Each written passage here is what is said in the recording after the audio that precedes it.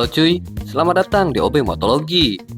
Tahun 2008, Honda merilis sebuah motor yang membuat seluruh pecinta otomotif Indonesia menyeretkan dahi.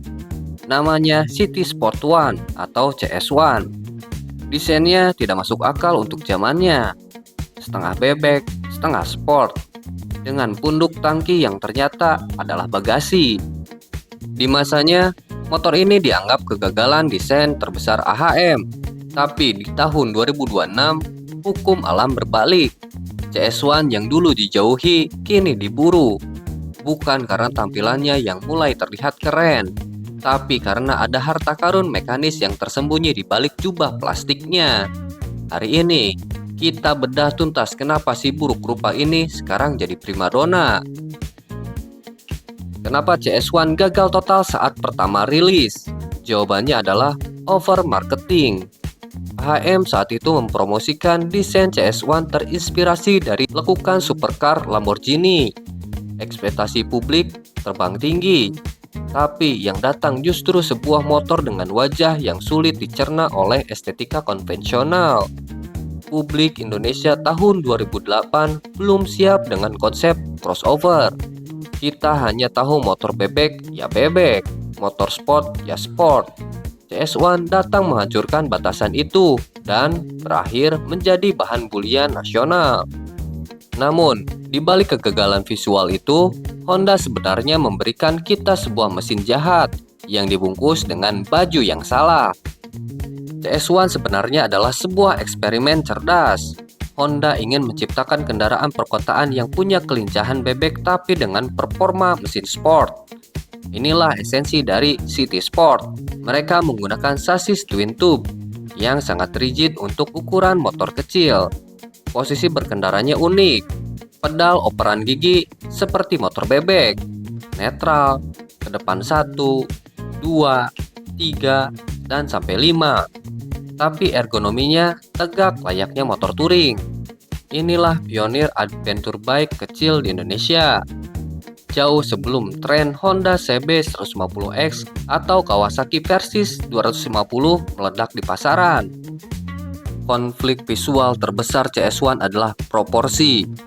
Bodinya yang kembung di tengah tidak seimbang dengan penggunaan ban dan velg berukuran 17 inci. Dengan lebar yang sangat minim, ini membuat terlihat kurus di bawah tapi obesitas di atas. Belum lagi masalah material plastik yang pada masanya sering dikeluhkan karena suara getaran di area lampu depan. Konflik ini membuat orang malas melirik mesinnya. Padahal, jika kalian menanggalkan seluruh bajunya, kalian akan menemukan sebuah mahakarya teknik yang identik dengan mesin legendaris Honda di Thailand.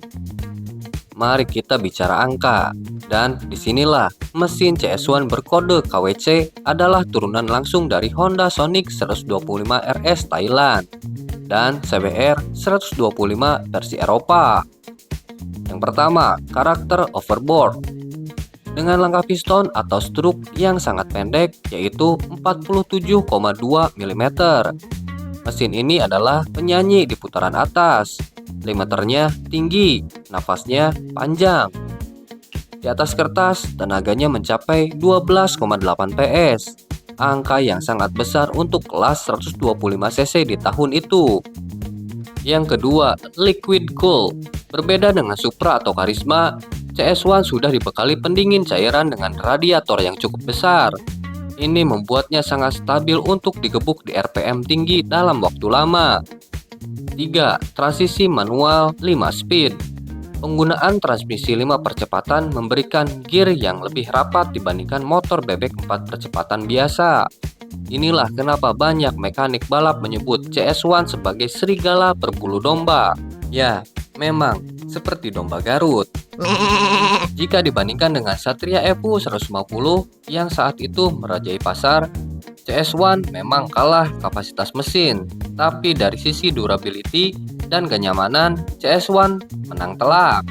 Satria Evo adalah motor alay yang fokus pada kecepatan murni, tapi CS1 adalah motor pengelana.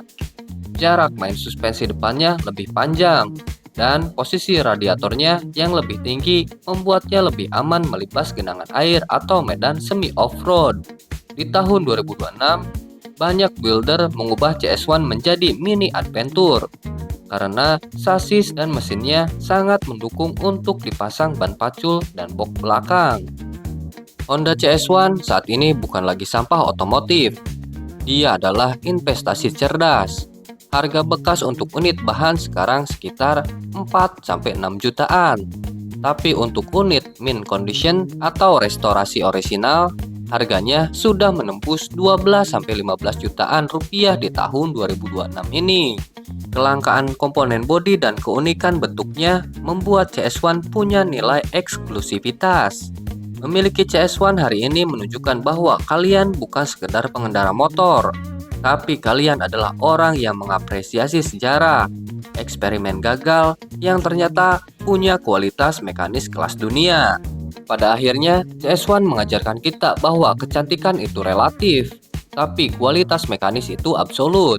Motor ini gagal di tahun 2008 karena dia lahir terlalu cepat. Dia adalah jawaban untuk pertanyaan yang belum sempat diajukan oleh pasar Indonesia saat itu. Kini, setiap kali kalian melihat CS1 di jalan, kalian tidak lagi melihat motor aneh. Kalian melihat sebuah legenda yang akhirnya mendapatkan pengakuan yang layak. Nah, sekarang saya tanya ke kalian, apakah ada di antara kalian yang pernah punya atau masih memelihara CS1? Apa duka paling dalam saat merawat motor ini? Dan apa momen paling bangga saat kalian berhasil menyalip motor 150cc di tanjakan dengan mesin 125cc ini? Tulis cerita kalian di kolom komentar.